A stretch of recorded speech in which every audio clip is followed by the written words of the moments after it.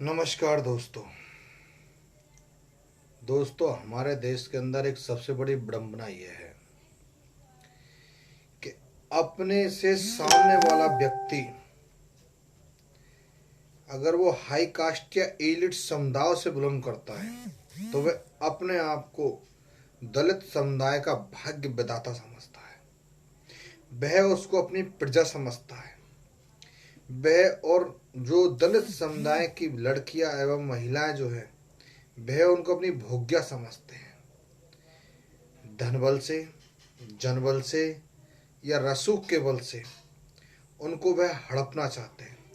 अगर वह चीज़ उनको नहीं मिल पाती है तो वह उसको जबरदस्ती छीन लेना चाहते हैं और छीन रहे हैं।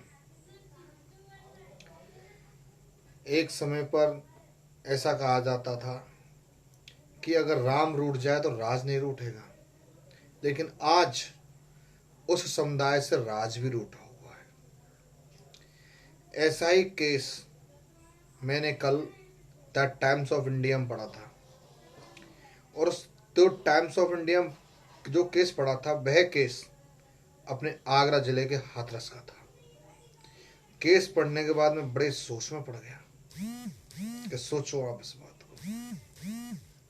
जिस केस ने उत्तर प्रदेश और आसपास की जहाँ जड़ें हिला दी थी, जो उस बलात्कार महिला की हालत बहुत क्रिटिकल थी, उस बच्ची की, उस क्रिटिकल हालत में भी पुलिस ने सिर्फ अटेम्प्ट टू मर्डर की धारा लगा करके तीसरी कर ली। सोचिए आप इस बात को। पुलिस किसको बचाना चाह रही थी? उन लोगों को जिन लोगों ने उस लड़की की हालत को बहुत गंभीर कर दिया, बलात्कार के बाद उसको इतना टॉर्चर किया कि वह उसकी जो रीढ़ की हड्डी थी वो भी लगभग ग्रस्त हो गई, पांव पोलियोग्रस्त हो गए। सोचिए आप किस देश में रह रहे हो, हम किस देश में रह रहे हैं। आप कौन और हम कौन है?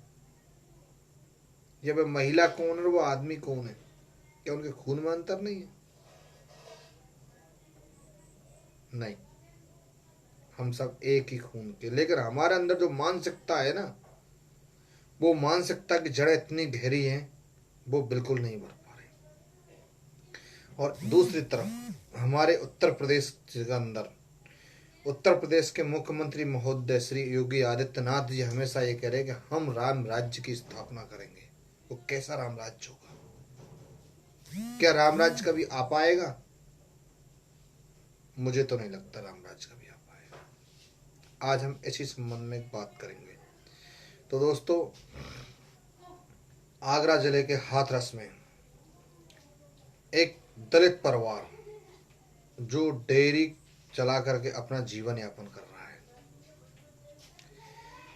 उस डेयरी मालिक की जो डेयरी की मालिक है ना, उसके 5 बच्चों में से 5वें नंबर की लड़की जो अपने ईंधन, कंडा या भैंस मवेशी के जो भी चारे लेने के लिए खेत पर गई थी, खेत पर उसके साथ 4 हाई कास्ट के लोगों द्वारा बलात्कार किया गया। बलात्कार के बाद में उस लड़की को खींच कर बाजरे खेत में ले गए। बाजरे खेत में बलात्कार किया।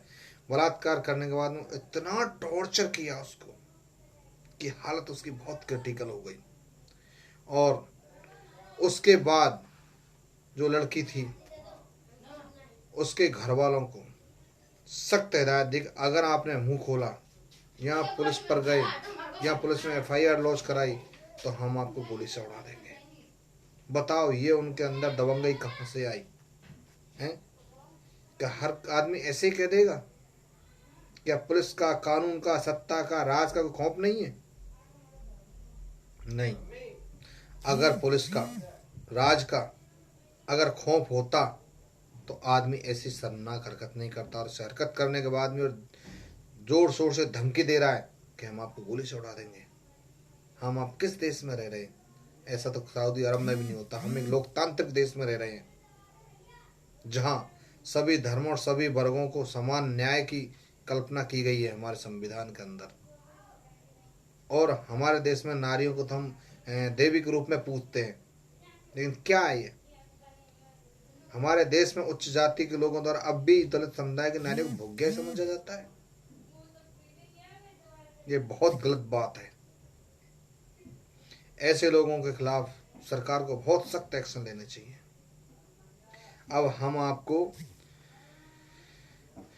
उसकी जो पुलिस की रिपोर्ट है वो हम आपको बता देंगे कि सबसे पहले तो हम जो बलात्कारी हैं उनका नाम बताते हैं आपको। आरोपी रवि सिंह 35 वर्ष, संदीप 20 वर्ष, लवकुश 19 वर्ष और एक जो फरार है रामू सिंह, यानी 4 व्यक्ति थे टोटल। रवि सिंह, संजय, लवकुश और रामू, जिनमें से 3 लोग अरेस्ट हैं, एक अभी फरार है रामू। और लड़की को इतना प्रताड़ित किया कि उसकी हालत बहुत गंभीर है। यह कहना मुश्किल है कि वह जीवित बच पाएगी या नहीं। यह वहाँ के सुप्रीटेंडेंट का स्टेटमेंट है, क्रांति विजी का। अब हम उस डॉक्टर का स्टेटमेंट भी पढ़ेंगे जो वहाँ के जो न्यूरो सर्जन है जिनके अंडर उसका ट्रीटमेंट चल रहा है उस लड़की का, उनके बारे में भी बात करेंगे। और उसके जो स्टेटमेंट है, उनके द्वारा कहे जो शब्द हैं, उन शब्दों को जो टाइम्स ऑफ इंडिया को उन्होंने इंटरव्यू दिया है, उस लड़की के बारे में बताया है, उसको भी सुनिए आप। जब लड़की को अस्पताल में भर्ती किया गया था तो उसकी हत्या के प्रयास में प्राथमिकी दर्ज हुई थी। वह केवल 1 सप्ताह बाद ही बयान दे सकती थी कि उसका 4 अपर कास्ट के लोगों द्वारा बलात्कार हुआ है, लेकिन पुलिस ने अभी तक बयान नहीं लिया और अब वह वेंटिलेटर पर है। उसकी रीढ़ की हड्डी गंभीर रूप से घायल हो गई है। उसके पांव लकवाग्रस्त हो गए हैं और उसके हाथ में आंशिक रूप से खराब हो गए हैं। और अस्पताल के न्यूरो सर्जन प्रमुख डॉक्टर फारूदल होदा ने कहा है कि उसकी नब्ज कम चल रही है और यह मुश्किल से सांस ले पाती है। अभी कुछ कहना मुश्किल है, यानी कि उसकी हालत इतनी क्रिटिकल है कि अभी कुछ कह पाना मुश्किल है कि वह बच पाएगी या नहीं बच पाएगी। लेकिन आप उस चीज को छोड़िए, अब आप सोचिए, क्या उत्तर प्रदेश की पुलिस या आगरा जिले की पुलिस की भूमिका पर सवाल नहीं उठा सकते हैं?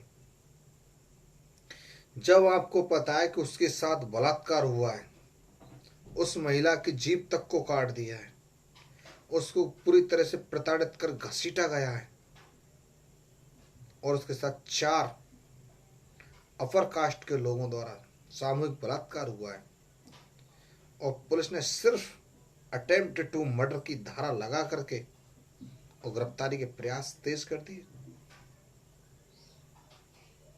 पुलिस पर सवाल क्यों नहीं उठेगा? पुलिस पर सवाल उठेगा, उसकी भूमिका पर सवाल उठेगा, उसके आला अधिकारियों की भूमिका पर सवाल उठेगा।